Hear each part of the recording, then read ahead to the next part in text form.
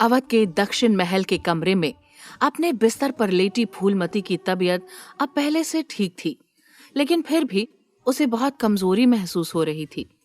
सर्दी के मौसम में भी उसके पसीने छूट रहे थे, शायद उसके कोख में पल रहे बच्चे के कारण। कुमकुम की दी हुई दवाई की वजह से उसकी जान तो बच गई थी, लेकिन अभी भी उसे अपने होने वाले बच्चे का खौफ सता रहा था। न जाने मेरा क्या होगा। वो तो शुक्र है कि तिग्मांशु यहाँ नहीं है, वरना वो तो मुझे मौत के घाट ही उतार देता।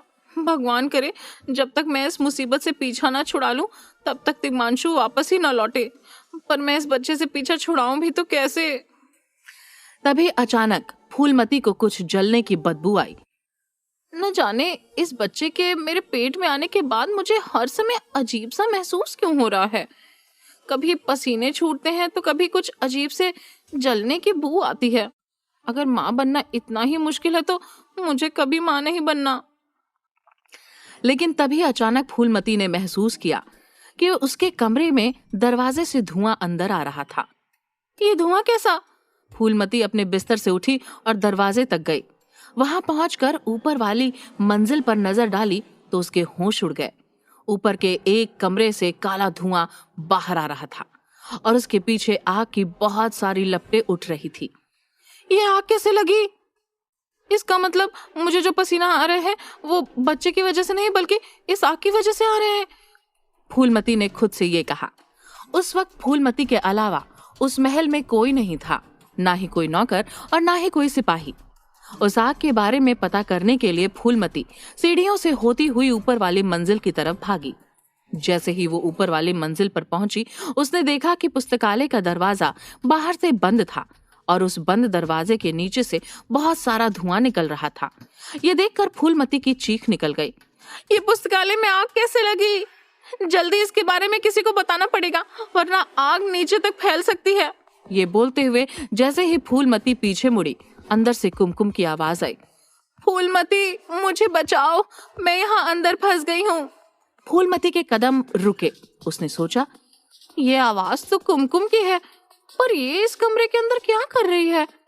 फूलमती दौड़कर उस दरवाजे के पास वापस आई और उसने घबरा कर पूछा, कुमकुम, क्या तुम अंदर हो और ये आग कैसे लगी? अभी कुछ भी समझाने का वक्त नहीं है फूलमती, जल्दी से ये दरवाजा खोलो, नहीं तो मैं मर जाऊंगी। कुमकुम खांसते हुए बात कर रही थी, लेकिन तुरंत कुमकुम की मदद करने की बजाय फूलमती के दिमाग में एक प्लान आया। उसने उस आपदा में अवसर ढूंढ लिया। मैं ये कमरा खोलकर तुम्हें बचा सकती हूँ, पर उससे पहले तुम्हें मुझसे वादा करना होगा। फूलमती ने एक शर्त रखी। कैसा वादा? कुमकुम ने खांसते हुए पूछा। उसे अब सांस लेने में बहुत तकलीफ होने लगी थी। वादा करो कि तुम मेरी कोख में पल रहे बच्चे से पीछा छुड़ाने में मेरी मदद करोगी। फूलमती ने कहा। पुस्तकालय के अंदर बंद कुमकुम का दम अब घुटने लगा था। उसे जल्दी से किसी की मदद की जरूरत थी, पर जो उसकी मदद कर सकती थी वो ऐसी स्थिति में भी उससे सौदा करने में लगी हुई थी। कुमकुम की सांसें उखड़ने लगी थीं और उसे उस वक्त कुछ भी और समझ में नहीं आ रहा था। वो छटपटाती हुई बोली, तुम जैसा चाहती हो मैं ठीक वैसा ही करूंगी फूलमती। भगवान के लिए दरवाजा खोल दो, नहीं तो मैं मर जाऊंगी। नहीं, इन कोरी बातों पर मैं विश्वास नहीं करती। अगर तुम चाहती हो कि मैं ये दरवाजा खोलूं तो पहले तुम्हें मुझसे वादा करना होगा। कुमकुम के पास और कोई चारा बाकी नहीं था। वो कमजोर पड़ती आवाज से बोली, मैं तुमसे वादा करती हूँ फूलमती, मैं तुम्हें इस परेशानी से जरूर बाहर निकालूंगी। अब जल्दी से ये दरवाजा खोलो। इतना कहते हुए कुमकुम की आंखें बंद होने लगी, पर बाहर खड़ी फूलमती के चेहरे पर एक बड़ी सी मुस्कान थी, क्योंकि वो जैसा चाहती थी वैसा हो चुका था। फूलमती ने आगे बढ़कर उस दरवाजे की चिटकनी खोल दी। जैसे ही दरवाजा खुला, कुमकुम बेहोश होती हुई सीधा फूलमती के ऊपर गिरी। फूलमती ने खुद को और कुमकुम को संभाला और बेहोश पड़ी कुमकुम को लेकर वहीं दरवाजे के बाहर जमीन पर बैठ गई। तभी अचानक लॉबी के आखिरी छोर से किसी के चीखने की आवाज आई। क्या हुआ कुमकुम को, और ये आग कैसे लगी? जैसे ही फूलमती ने उस आवाज की तरफ देखा, उसने पाया कि वो आवाज इशाक की थी, जो भागता हुआ उसकी तरफ आ रहा था। फूलमती ने इशाक को पूरी बात बताई। इशाक ने अपने हाथ से कुमकुम की नब्ज चेक की, जो अभी भी चल रही थी। ये जिंदा है, हमें इसे यहाँ से लेकर जाना होगा। इतना कहते हुए इशाक ने कुमकुम को फूलमती की गोद से उठाया और हड़बड़ाता हुआ नीचे की तरफ भाग निकला। वो सब देखकर फूलमती मुंह बनाते हुए अपने मन में बड़बड़ाई, न जाने इस कुमकुम में ऐसा क्या है, जिस मर्द को देखो इस पर लट्टू है।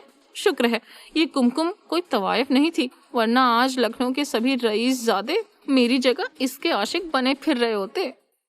जहां अवध के राजमहल में इतना कुछ चल रहा था, वहीं दूसरी तरफ हर बात से बेखबर तिग्मांशु एक अनजान महल में खड़ा अपने सामने खड़े उस छोटे लड़के से बात कर रहा था। कौन हो तुम? क्या तुमने मुझे बंदी बनाया है? और तुम मुझे कैसे जानते हो? कौन हूं मैं? तिग्मांशु के सामने खड़ा वो लड़का हैरानी से बोला, आपने मुझे नहीं पहचाना महाराज? मैं मयंक हूँ, वाराणसी के महाराज सुरेंद्रपाल का बेटा। सुरेंद्रपाल? कौन सुरेंद्रपाल? तिग्मांशु की बात सुनकर मयंक हक्का बक्का रह गया था।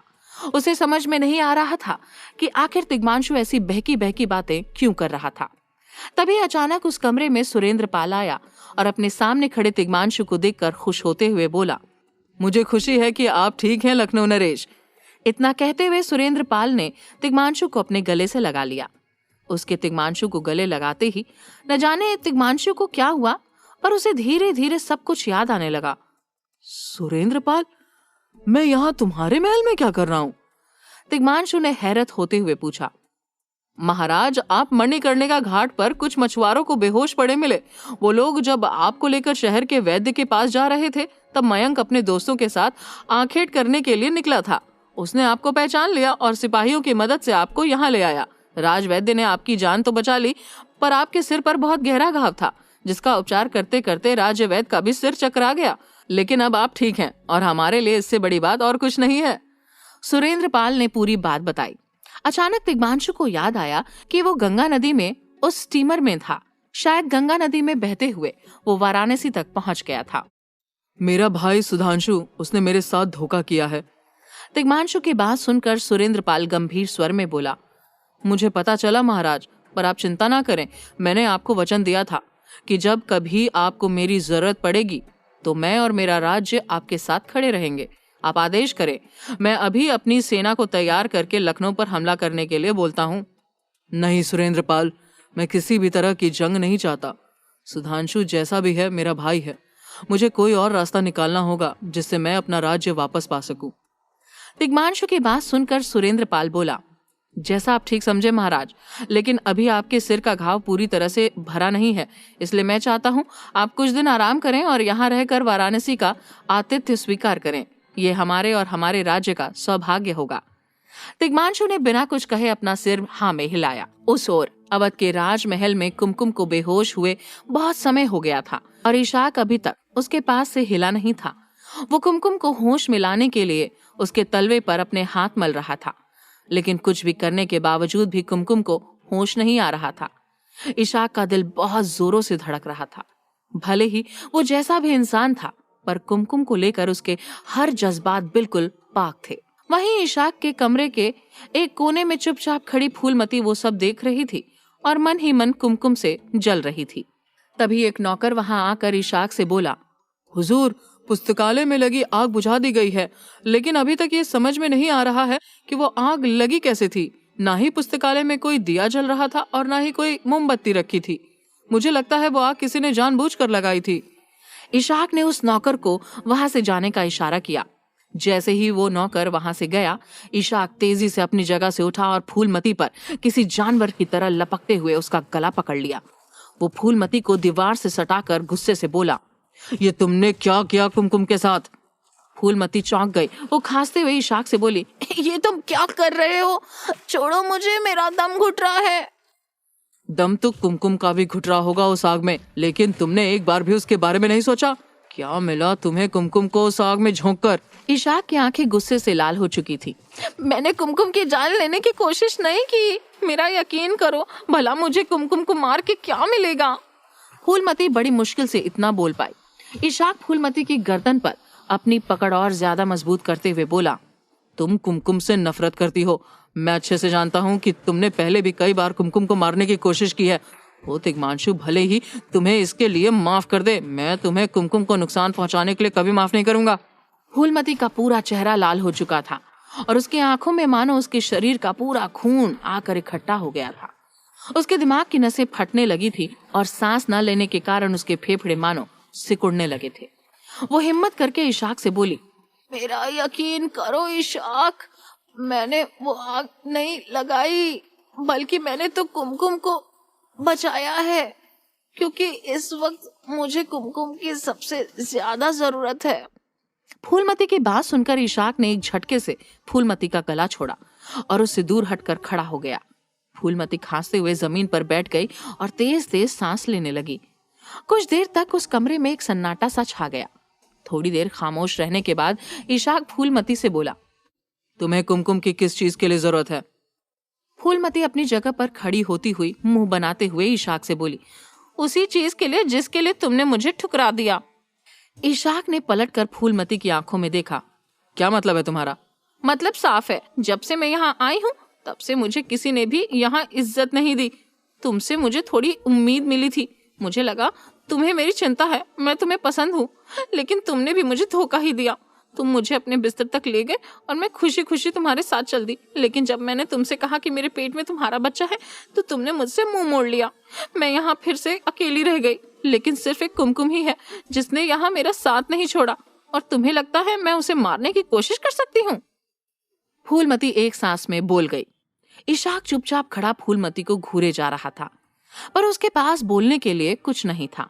तभी अचानक उस कमरे में नित्या दाखिल हुई, जिसे देखकर फूलमती सहम सी गई। उसे इस बात का डर था कि कहीं नित्या ने उसकी और इशाक के बीच हुई बातें सुन तो नहीं ली। लेकिन इशाक को इस बात का कोई डर नहीं था, क्योंकि वो पहले ही नित्या को अपने और फूलमती के रिश्ते की बात बता चुका था। नित्या कुमकुम के पास बैठते हुए चिंता में बोली, क्या हुआ कुमकुम को, और इस महल में अचानक से आग कैसे लग गई? इशाक ने कोई जवाब नहीं दिया। तभी फूलमती मुंह बनाते हुए नित्या से बोली, शायद कोई है जो नहीं चाहता कि कुमकुम जिंदा रहे, इसीलिए उसने कुमकुम को मारने के लिए वो आग लगाई थी और कुमकुम को उस कमरे में बंद कर दिया था। वैसे वो कोई भी हो सकता है। वैसे तुम कहाँ थे जब आग लगी थी? फूलमती की बात सुनकर इशाक का सिर घूमा और उसने पलटकर नित्या की तरफ शक की नजर से देखा। उसके दिमाग में नित्या की बोली हुई वही बात चल रही थी जब नित्या ने उससे कुमकुम को मारने की बात कही थी। क्या नित्या के कहने पर ही वो आग लगाई गई थी? क्या होने वाला था कुमकुम का? क्या करने वाला था तिग्मांशु अपना राज्य, अपनी गद्दी वापस पाने के लिए? जानने के लिए सुनते रहिए रॉकिंग महारानी, सिर्फ पॉकेट एफएम ऐप पर। इशाक के कमरे में कुमकुम अब भी बेहोश थी। नित्या उसे देख रही थी। तभी इशाक अचानक उसके सामने आ गया और उसकी आंखों में आंखें डालकर पूछा, तुमने आग लगवाई थी ना पुस्तकालय में? ये सुनकर नित्या दंग रह गई। फूलमती भी नित्या की ओर देखने लगी। तुम्हारी इतनी जुर्रत कि मुझ पर ऐसा नीच आरोप लगाओ? नित्या बेहद भड़कते हुए बोली। लेकिन इशाक ने कुछ रिएक्ट नहीं किया। फूलमती ने नित्या के खिलाफ जो शक का बीज इशाक के मन में बोया था वो बड़ा होने लगा था। फूलमती, बाहर जाओ, मुझे नित्या से अकेले में बात करनी है। इशाक ने फूलमती को आदेश दिया।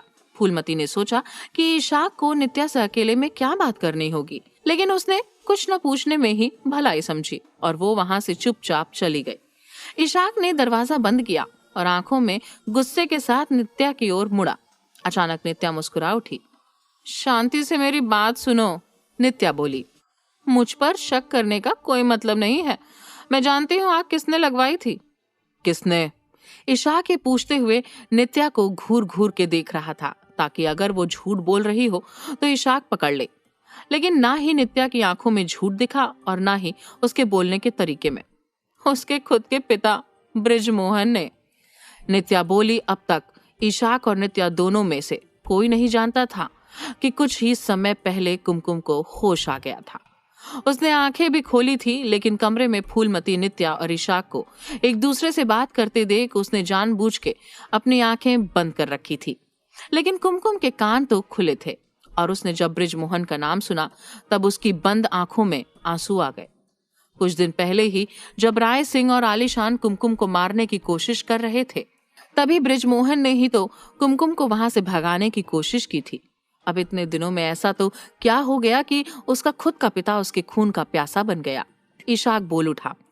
बृजमोहन अपनी ही बेटी को क्यों मारेंगे? नित्या ने आगे जो कहा वो सुनकर कुमकुम का दिल बैठ गया, क्योंकि शायद कुमकुम को पता चल गया है कि राजमाता को मारने की कोशिश करने वाला और कोई नहीं बल्कि बृजमोहन है। कुमकुम इतनी अवाक हो गई कि वो सोने का नाटक और नहीं कर पाई और उठ के पूछ बैठी, ये क्या बकवास कर रही हो? इस वक्त कुमकुम की आंखों में आंसू थे। हाँ, बृजमोहन की तकनीक से ही राजमाता के गले की नस दबाई गई थी, लेकिन उसका मतलब ये तो नहीं कि बृजमोहन ने ही वो कांड किया था। इशाक और नित्या ने कुमकुम को होश में देखा तो दोनों के रिएक्शन अलग अलग थे। इशाक के चेहरे पर थोड़ी राहत थी, लेकिन नित्या के चेहरे पे एक भी शिकन न थी। कुमकुम, तुम ठीक हो?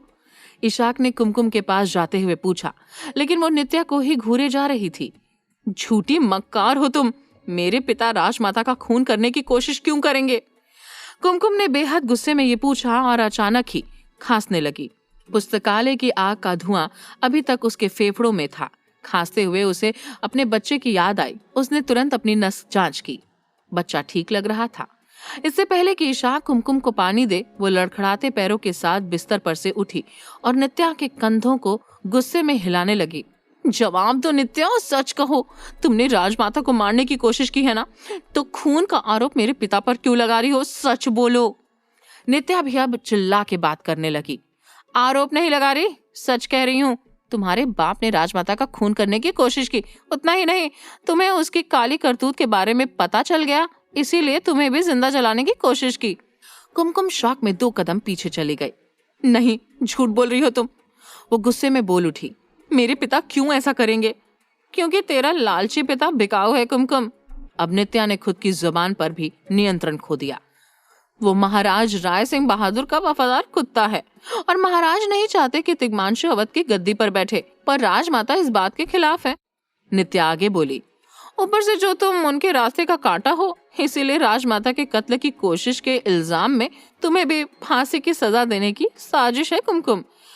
एक पत्थर से 2 पंछी मरेंगे, समझी? ये सुनकर कुमकुम को समझ नहीं आया कि वो क्या बोले।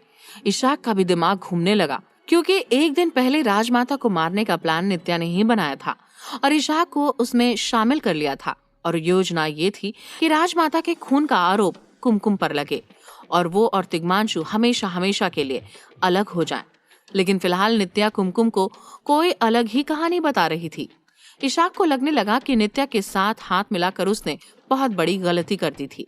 नित्या इतनी स्वार्थी थी कि तिग्मांशु को पाने के लिए वो उसकी पीठ पर भी खंजर भोंक सकती थी। कुमकुम अब भी चुप थी। जाओ अपने बाप से पूछो कि सच क्या है। इतना कहकर नित्या चली गई। कुमकुम का पूरा अस्तित्व कांप उठा था।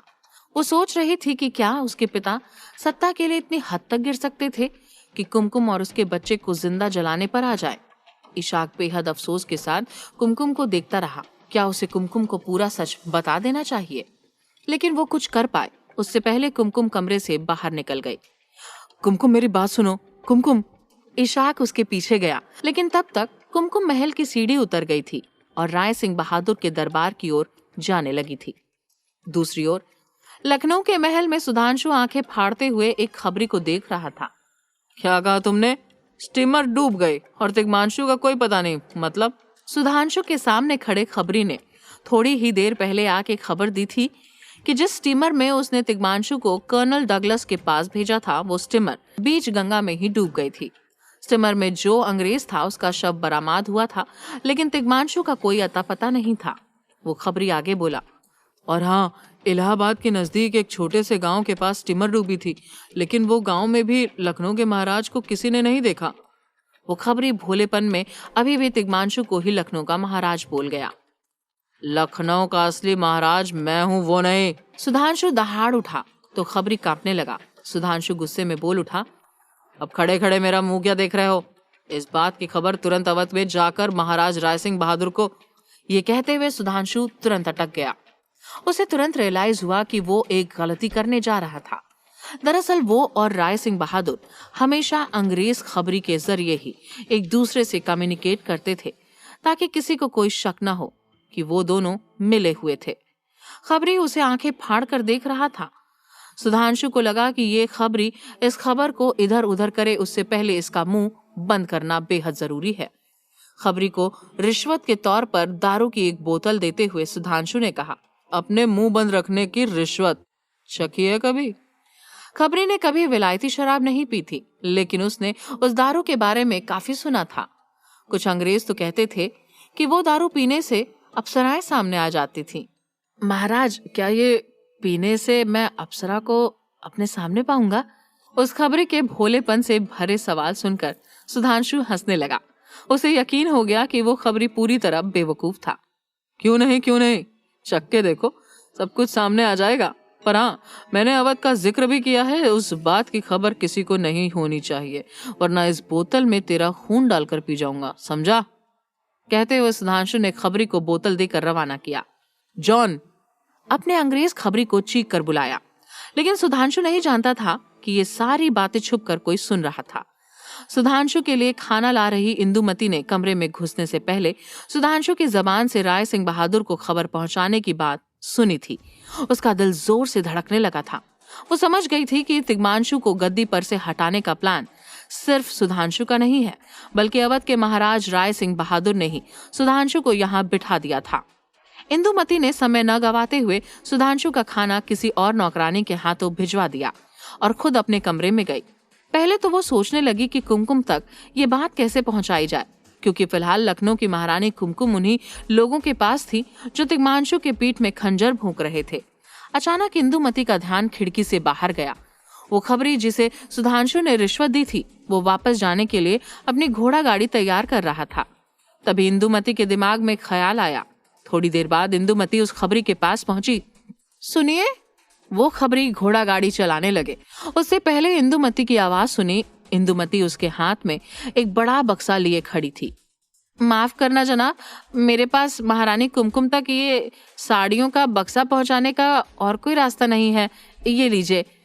कहते हुए इंदुमती ने कुछ सोने के मोहर अपनी जेब से निकालकर उस खबरी को दिए। सोने की चमक अच्छे अच्छों का ईमान पिघला सकती थी, तो वो खबरी क्या चीज था। वो महारानी कुमकुम तक उस बक्से को पहुंचाने के लिए राजी हो गया। हकीकत में इंदुमती ने उस बक्से में कुमकुम की साड़ियों के साथ एक चिट्ठी भी रखी थी, जिस पर तिग्मांशु के साथ क्या क्या हुआ वो पूरी बात लिखी थी। उस तरफ अवध के महाराज के दरबार में सन्नाटा था। सिर्फ कुमकुम की आवाज गूंज रही थी। राय सिंह बहादुर और आलीशान के सामने कुमकुम कह रही थी, मुझे विश्वास है कि नित्या झूठ बोल रही है। राजमाता का खून करने की कोशिश मेरे पिता बृजमोहन की तकनीक से जरूर हुई है, लेकिन नित्या के इशारे पर। दरबार में अब हल्ला मच गया। सारे मंत्री राय सिंह बहादुर और आलीशान एक दूसरे से बात करने लगे। कुमकुम ने नित्या पर हत्या करने की कोशिश का आरोप लगाया था। नित्या कोई छोटी मोटी व्यक्ति नहीं थी, कूच बिहार की महारानी थी। सच तो ये था कि आलीशान और महाराज को ज्यादा फर्क नहीं पड़ता कि किसने राजमाता को मारने की कोशिश की। उनकी बस इतनी इच्छा थी कि कुमकुम पर किसी तरह दोष आए और वो रास्ते से हटे और मरने से पहले राजमाता के दस्तखत उस कागजात पर आ जाए। लेकिन कुमकुम इस बात को और पेचीदा कर रही थी। कूच बिहार की महारानी पर तुम हत्या की साजिश का झूठा आरोप लगा रही हो? आलीशान बेहद भड़क के भरी सभा में कुमकुम को बोल उठी। झूठा आरोप नहीं लगा रही हूँ, ये सच है कि नित्या ने अवध की राजमाता को मारने की कोशिश की है। कुमकुम ने ये बोलना खत्म ही किया कि पीछे से बृजमोहन बोला, ये झूठ है कुमकुम। सब बृजमोहन को देखने लगे। बृजमोहन आगे आया और बोल उठा, दोषी महारानी नित्या नहीं, मैं हूं। ये सुनकर कुमकुम के दिमाग के पुर्जे ढीले हो गए। नहीं, तकनीक आपकी है पिताजी, लेकिन नित्य। कुमकुम आगे बोले, उससे पहले ही बृजमोहन ने उसकी बात को काटते हुए कहा, तकनीक भी मेरी है और कोशिश भी, लेकिन न जाने क्यों मेरी ये तकनीक काम नहीं की। महाराज, मेरे किए की सजा मुझे मिलनी चाहिए। ये सुनकर दरबार में सब दंग होकर राय सिंह बहादुर की ओर देखने लगे। क्या फैसला लेगा राय सिंह बहादुर?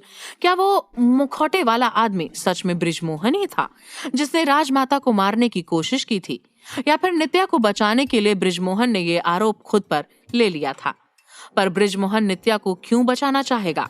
और क्या बृजमोहन ने ही कुमकुम को जिंदा जलाने की कोशिश की थी? दूसरी ओर वाराणसी में सुरेंद्र पाल ने भी अपने एक खबरी के जरिए अवध में कुमकुम को ये खबर पहुंचाने की कोशिश की थी कि तिग्मांशु उसके पास है और महफूज था।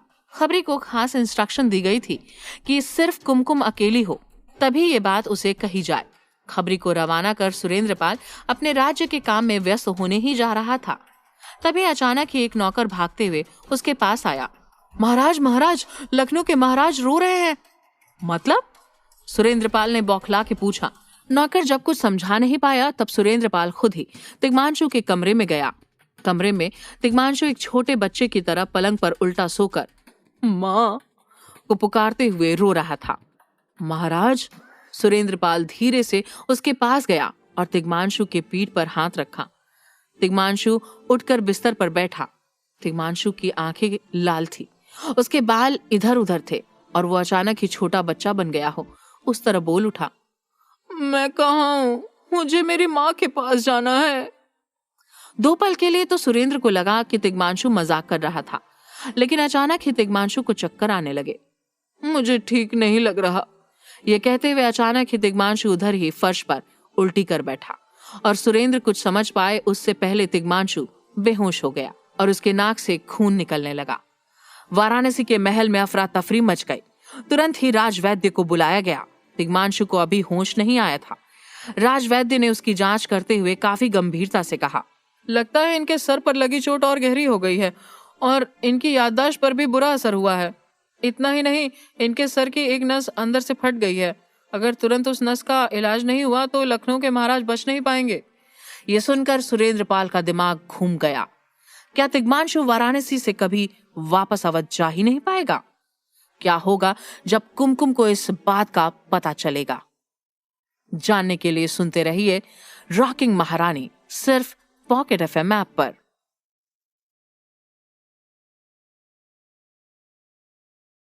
वाराणसी के राजमहल में सबके चेहरे पर बेहद चिंता छाई हुई थी।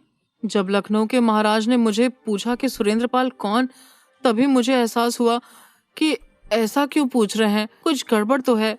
सुरेंद्रपाल के बेटे मयंक ने चिंता में कहा। तिग्मांशु को बेहोश हुए 2-3 घंटे हो गए थे, लेकिन अभी तक वो होश में नहीं आया था। लेकिन बेहोशी की हालत में भी वो बार बार एक ही नाम रटे जा रहा था, कुमकुम। क्या हमें लखनऊ की महारानी को बुला लेना चाहिए? सुरेंद्रपाल ने राजवैद्य से पूछा तो उसने भी हाँ में सर हिलाया। इनकी हालत सच में बुरी है। सर पर जो चोट लगी थी उससे इनका एक नस जख्मी हो गया था और फिर कुछ वक्त बाद फट गया है, इसलिए इनकी याददाश्त आ रही जा रही है। महाराज, इनके दिमाग की नस का इलाज बेहद जोखिम भरा होने वाला है। मुझे डर है कि इल्जाम आप पर न लगे। राजवैद्य ने साफ साफ शब्दों में अपनी राय सुरेंद्र के सामने रखी। सच तो ये था कि तिग्मांशु के दिमाग का ऑपरेशन बहुत ही जोखिम से भरा था। राजवैद्य के कहने पर अगर एक के बदले दूसरी नस को छू भी लिया तो तिग्मांशु की जान भी जा सकती थी, और ये भी हो सकता है कि उनकी याददाश्त हमेशा हमेशा के लिए चली जाए। राजवैद्य ने इतना कहकर अपने असिस्टेंट से कहा कि तिग्मांशु को वाराणसी के राजमहल के चिकित्सालय में लेकर जाया जाए। उस राजवैद्य ने एक अंग्रेज डॉक्टर को भी बुलाया था। माहौल काफी गंभीर था। मयंक, एक काम करो, अवध में महारानी कुमकुम को जल्दी से खबर पहुंचाओ कि वो तुरंत वाराणसी आने के लिए निकल जाएं। भगवान करे कि तिग्मांशु का ये इलाज सफल हो। सुरेंद्रपाल ने आसमान की ओर हाथ जोड़ के कहा। दूसरी ओर अवध के राजमहल में तो अलग ही ड्रामा चल रहा था। बृजमोहन ने यह स्वीकार कर लिया था कि उसने राजमाता को मारने की कोशिश की थी। कुमकुम फटी आंखों से अपने पिता को देख रही थी। उसने सपने में भी नहीं सोचा था कि बृजमोहन पर उसका शक सच हो जाएगा। लेकिन कुमकुम इतना जरूर जानती थी कि नित्या का उस पूरे वाक्य में कुछ तो लेना देना था। सिर्फ आप ही क्यों पिताजी? आपके साथियों का नाम क्यों नहीं लेते? कुमकुम ने सवाल किया तो बृजमोहन ने कुमकुम को देखे बिना ही महाराज राय सिंह बहादुर को कहा, कुमकुम का शक पूरी तरह से बेबुनियाद है। महारानी नित्या का इसमें कोई हाथ नहीं है। जो किया है मैंने अकेले नहीं किया है। ये सुनकर तो राय सिंह बहादुर को भी अब बृजमोहन के कन्फेशन पर शंका होने लगा। सच तो ये था कि बृजमोहन के पास राजमाता को मारने का कुछ खास मोटिव नहीं था, तो उसने वो कोशिश भी क्यों की? यही सवाल आलिशान ने सबके सामने बृजमोहन से पूछा। काफी देर तक दरबार में सन्नाटा रहा, लेकिन बृजमोहन ने अपना मुंह नहीं खोला। राय सिंह बहादुर को आखिरकार वो करना पड़ा जो करने में उसे कोई रुचि नहीं थी। मुख्यमंत्री को गिरफ्तार किया जाए। राय सिंह बहादुर के सिपाही मुख्यमंत्री को पकड़कर वहां से चले गए। कुमकुम का दिमाग बेहिसाब घूम रहा था। उसे ऐसा लग रहा था मानो वो पूरी बात बेहद पेचीदा होती जा रही थी। सभा बर्खास्त की जाती है। राय सिंह बहादुर ने कहा तो जरूर, लेकिन कुमकुम ने दहाड़ते हुए कहा, नहीं महाराज, मुझे लगता है कि जब तक नित्या को दरबार में सबके सामने पूछा नहीं जाता, पूरा सच सामने नहीं आएगा। लेकिन राय सिंह या आलिशान इस बात का जवाब कुमकुम को दें, उससे पहले बाहर से इशाक की चीख सुनाई दी, नित्या नहीं, बचाओ, कोई उसे नीचे उतारो। इशाक की आवाज में इतनी टेंशन थी कि सारे दरबार के साथ साथ कुमकुम, राय सिंह और आलिशान भी भागकर बाहर निकले। बाहर का नजारा देखकर सारे लोग दंग रह गए। नित्या ने महल की छत के ऊपर एक फांसी का फंदा बनाया था। फंदा उस तरह बना हुआ था कि अगर वो लटक के ना मरे तो छत से नीचे गिर के जरूर मर जाती। नित्या छत की छोटी दीवार पर खड़े उस फंदे को अपने गले में डाल रही थी। आलिशान ने चीखते हुए कहा, महारानी, ये क्या कर रही हैं आप? मेहरबानी करके नीचे उतरिए। दरअसल उन दोनों को डर था कि अगर नित्या ने सच में खुदकुशी कर ली तो कूच बिहार का शक्तिशाली राजा जगमोहन अवध पर सीधा आक्रमण कर देगा। वो तो यही समझेगा कि अवध में नित्या को इतना सताया गया कि उसने आत्महत्या कर ली। महारानी, हुआ क्या है? किसी ने आपसे कुछ कह दिया क्या? राय सिंह बहादुर ने चीख कर नित्या से पूछा। मगरमच्छ के आंसू बहाते हुए नित्या बोली, दरबार में जो कुछ भी हुआ मैंने सब सुन लिया है। मैं निर्दोष हूँ, मैंने कुछ नहीं किया है। हमने कब कहा आप दोषी हैं? नीचे उतर आइए, आप हमारी मेहमान हैं महारानी। आलिशान बोल उठी। अब कुमकुम को नित्या की राजनीति की गहराई समझ में आने लगी। दरबार में तो वैसे भी कोई विश्वास नहीं कर रहा था कि नित्या ने ही राजमाता के खून की साजिश रची थी, लेकिन कुमकुम नित्या को दोषी साबित कर सके उससे पहले नित्या ने ये नाटक करके आलिशान और राय सिंह को घुटने टेकने पर मजबूर कर दिया था। ये नाटक कर रही है, कुमकुम ने गुस्से में कहा, लेकिन किसी ने सुना नहीं। मैं वादा करता हूँ कि ऐसा इल्जाम आप कभी नहीं लगने दूंगा महारानी नित्या, राय सिंह बहादुर ने कहा। बस नित्या को वही आश्वासन तो चाहिए था। सच में वादा करते हैं? नित्या ने ऊपर से पूछा। तब आलिशान और राय सिंह दोनों अचानक ही अपने घुटनों पर बैठ गए। कुमकुम उन लोगों की ऐसी चापलूसी देखकर दंग रह गई। एक छोटा राज्य हो या बड़ा, उसका महाराज कभी किसी के सामने अपने घुटने नहीं टेकता। राय सिंह और आलिशान को ऐसा करता देख कुमकुम का दिल बैठ गया। उसे पक्का यकीन हो गया कि अवध का भविष्य तिग्मांशु के राज के बिना काफी काला था, क्योंकि आज नहीं तो कल ये लोग अवध को खुशी खुशी अंग्रेजों को सौंप ही देंगे। उसे लगा वो अब कुछ नहीं कर पाएगी और वो निराश होकर अपने कमरे की तरफ चल दी। छत पर अकेली खड़ी नित्या ने जब आलिशान और राय सिंह को उसके सामने घुटने टेकते देखा तो उसे एक बेहद पिशाची आनंद आने लगा। अब कुमकुम कुछ भी बोले, ये लोग उसकी एक नहीं मानेंगे। नित्या ने इस तरह खुद को बचा लिया था। अपने झूठे आंसू पोंछते हुए वो बोली, ठीक है, स्वीकार करती हूँ आपकी माफी, नीचे आ रही हूँ। ये कहते हुए नित्या मुड़कर छत की रेलिंग से उतरने गए, लेकिन कुदरत को कुछ और मंजूर था। नित्या का पैर गलती से फिसला और वो नीचे की ओर गिरी, और इस बार नित्या की चीख असली वाली थी। दूसरी ओर वाराणसी के राजमहल में तिग्मांशु के दिमाग का ऑपरेशन शुरू हुआ। सुरेंद्रपाल और मयंक दोनों बेहद टेंशन में थे। सुरेंद्रपाल ने खबरी के जरिए कुमकुम को संदेश तो भेज दिया था, लेकिन क्या वो संदेश पहुंचने तक तिग्मांशु जिंदा भी रहेगा, ये सवाल उन्हें खाए जा रहा था। वाराणसी के राजवैद्य के हाथ कांप रहे थे, पर अंग्रेज डॉक्टर पीटर काफी होशियार था। तिग्मांशु बेहोश था, लेकिन फिर भी उसे बेहोशी की जड़ी बूटी दी गई थी ताकि वो बीच ऑपरेशन में होश में ना आ जाए। उसने बहुत ही आराम से तिग्मांशु के सर को खोलना शुरू किया। तिग्मांशु के नाक से खून बंद नहीं हो रहा था, यानी कि घाव बेहद गहरा था। क्या होगा तिग्मांशु का? क्या कुमकुम को उस वक्त उसके पास होना चाहिए था? क्या कुमकुम अपनी काबिलियत से तिग्मांशु के दिमाग के घाव को ठीक कर देती? उसी समय अवध के राजमहल में अपने कमरे की ओर जाती हुई कुमकुम ये नहीं जानती थी कि उसकी सुहाग की जान खतरे में थी। बचाओ! नित्या की चीखों से सबके पसीने छूटने लगे। जाओ, ऊपर से खींचो। तुरंत राय सिंह बहादुर ने कुछ नौकरों को छत पर भेजा, लेकिन नित्या छत और जमीन के बीचों बीच दूसरे माले पे टंगी हुई थी। कुमकुम ने बालकनी के पास जाते हुए देखा तो उसी मंजिल की खिड़की की एज पर लटक रही थी और चिल्ला रही थी। नीचे से इशाक बोला, एक ही रास्ता है, दूसरे माले पर जाकर उसे ऊपर से खींचता हूँ। ये कहते हुए इशाक जाने ही गया, तभी अचानक नित्या जहाँ लटक रही थी वहाँ पास की खिड़की जोर से खुली। कुमकुम ने उस खिड़की में से एक रस्सी बाहर निकाली और नित्या को कहा, इसे पकड़ो। नित्या ने वो रस्सी पकड़ ली। कुमकुम, तुम अकेले मत खींचना, कहते हुए इशाक दौड़कर दूसरे माले पर जाने गया, लेकिन तब तक कुमकुम के पास 2-3 नौकर जमा हो गए थे। देखते ही देखते नित्या को आराम से ऊपर खींच लिया गया। नित्या सीधा खिड़की से अंदर गिरी, कमरे की फर्श पर। कुमकुम की जान में जान आई। तुम ठीक तो हो? कहते हुए कुमकुम नित्या के पास गई तो एहसान फरामोश नित्या ने अचानक ही गुस्से में कुमकुम को जोर से धक्का दिया। सारे नौकर भी दंग रह गए। सब तेरी वजह से हुआ है हरामजादी, नित्या ने चिल्लाते हुए कुमकुम से कहा। नित्या इतनी डर गई थी कि उसका असली रूप बाहर आ गया था।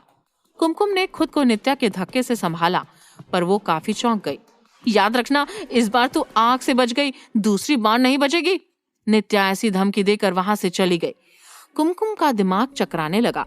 क्या नित्या ने ही पुस्तकालय में कुमकुम को मारने की कोशिश की थी? लेकिन क्यों? नित्या ये सब क्यों कर रही थी? उसे राजमाता और कुमकुम दोनों को मारने से क्या मिलने वाला था? उस रात राय सिंह और आलिशान ने नित्या की दोगुनी खातिरदारी की। नित्या को जो जो पसंद था वही खाना शाही रसोई घर में बना। एक छोटे जश्न जैसा भी रखा, सॉरी कहने के लिए। जश्न से दूर कुमकुम अपने कमरे में बैठी थी। उसे किसी भी जश्न में हिस्सा लेने का मन न था। उसे राजमाता की चिंता थी। ऊपर से न जाने क्यों उसके मन में एक अजीब सी घबराहट हो रही थी। उसे अचानक ही तिग्मांशु की याद आने लगी और वो काफी भावुक हो गई। उन दिनों कुमकुम के साथ ऐसा बहुत होता था। वैसे भी टेंशन वाले दिन थे, लेकिन फिर भी बिना कोई कारण के कुमकुम बेहद भावुक हो जाती थी। उसने इंदुमती से सुना था कि जब कोई औरत पेट से होती थी तभी हमेशा ही भावुक रहती थी। लेकिन न जाने क्यों कुमकुम को ऐसा क्यों लग रहा था कि कुछ अनहोनी होने को थी। उसे तिग्मांशु का ख्याल आया। तिग्मांशु ठीक तो था ना? लखनऊ में उसने सुधांशु से बात की होगी। तिग्मांशु ने काफी दिनों से कोई खबर क्यों नहीं भिजवाई? महारानी, अचानक ही किसी ने उसके दरवाजे पर नॉक किया। शाम हो चुकी थी। अभी कौन होगा? आइए, कुमकुम ने अंदर आने को कहा तो एक नौकर हाथ में इंदुमती वाला बक्सा लिए खड़ा था। लखनऊ से आपके लिए साड़ियां आई हैं, कहते हुए नौकर वो बक्सा वहीं रख कर चला गया। कुमकुम सतर्क हो गई। लखनऊ के हालात वैसे नहीं थे कि कोई उसे साड़ियों का बक्सा भेंट में भेजे। क्या ये तिग्मांशु ने भेजे होंगे? तो क्या लखनऊ में अब सब ठीक हो गया होगा? उसने बक्सा खोला। उसमें सच में साड़ियां ही थी। कुमकुम सोचने लगी कि वो तो उसकी पुरानी साड़ियां थीं। तिग्मांशु ने ये क्यों उसे भेजी होगी? अचानक ही उसके हाथ इंदुमती की चिट्ठी आई। कुमकुम वो चिट्ठी पढ़ने लगी। दूसरी ओर अपने कमरे में फूलमती बेहद बेचैन हो रही थी। पूरा दिन हो गया था, लेकिन कुमकुम अभी तक उसके बच्चे को मारने आई क्यों नहीं थी? दोपहर को जब नित्या का ड्रामा हुआ तब फूलमती तो सो गई थी। न जाने क्यों उसे काफी नींद आती रहती थी। सब इस बच्चे की वजह से, फूलमती ने गुस्से में कहा। वो उठी और कुमकुम को ढूंढने राजमहल की ओर चलने लगी। लेकिन राजमहल के ग्राउंड फ्लोर पे ही उसने ढेर सारे मेहमानों को देखा। उसे तभी पता चला कि वहां जश्न चल रहा था। राजमहल में जश्न है, फिर भी मुझे नहीं बुलाया। उसे अब ऐसा लग रहा था कि लखनऊ के महाराज से शादी करने से बेहतर तो वो अपने कोठे पे थी। फूलमती सच में बेहद अकेली हो गई थी। न जाने ये कुमकुम कहाँ होगी? कहते हुए फूलमती वहां से जाने गई। तभी अचानक किसी ने उसकी साड़ी के पल्लू को पीछे से पकड़ा। फूलमती ने इरिटेट होकर पीछे देखा तो एक बेहद प्यारा बच्चा था, करीब 2 साल का होगा। उसकी दाई माँ ने उसे गोद लिया था और वो रो रहा था। ये बच्चे को मुझसे दूर ले जाओ, मेरे कान में रो रहा है। फूलमती इरिटेट होकर उस दाई माँ को बोल उठी, लेकिन वो बच्चे ने रोते रोते अपने छोटे हाथ फूलमती के आगे धर दिए, मानो फूलमती को गोद लेने को कह रहा हो। बच्चे की इस हरकत से फूलमती का दिल थोड़ा पिघला। रानी साहिबा, इसे एक बार गोद में ले लीजिए, वरना ये रोता ही रहेगा। उसकी दाई माँ ने फूलमती के कपड़े देखकर समझ लिया था कि ये कोई रानी होगी। फूलमती ने बच्चे के मासूम चेहरे को देखा और उसे उठा लिया। जैसे ही फूलमती ने उसे उठाया, वो बच्चा खिलखिला के हंसने लगा और फूलमती के मंगलसूत्र से खेलने लगा। फूलमती के पेट में गुदगुदी होने लगी और न जाने क्यों उसकी आंखें भर आईं। इतने महीनों में एक ये बच्चा ही था जिसने फूलमती को ताने नहीं मारे थे और बिना किसी अपेक्षा से उसका स्वीकार किया था। अचानक इतनी ज्यादा भावुक होने से फूलमती को चक्कर आने लगे। उसने तुरंत बच्चे को दाई माँ को वापस दिया और उल्टी करने अपने कमरे की ओर चली गई। अपने कमरे में कुमकुम ने चिट्ठी में पढ़ लिया था कि तिग्मांशु को स्टीमर में कहीं पहुंचा दिया गया था और सुधांशु और राय सिंह बहादुर इसमें मिले हुए थे। कुमकुम के हाथ कांपने लगे। उसे समझ नहीं आया कि वो क्या करे, कहाँ जाए, तिग्मांशु को कैसे ढूंढे। उसे एक ही आदमी का चेहरा याद आया, इशाक का। शायद इशाक ही उसकी मदद कर सकता था। कुमकुम तुरंत ही इशाक के कमरे की ओर जाने लगी। उधर वाराणसी में डॉक्टर पीटर और राज वैद्य तिग्मांशु का ऑपरेशन खत्म कर बाहर आए। सुरेंद्रपाल एक पल के लिए भी नहीं हिला था। क्या हुआ, महाराज ठीक तो हैं? सुरेंद्रपाल ने पूछा, लेकिन अचानक ही राज वैद्य की बुझी शक्ल देखकर उसका दिल बैठ गया। क्या हुआ था? क्या तिग्मांशु मर चुका था? क्या इशाक कुमकुम को तिग्मांशु तक पहुंचने में मदद करेगा? जानने के लिए सुनते रहिए रॉकिंग महारानी, सिर्फ पॉकेट FM ऐप पर।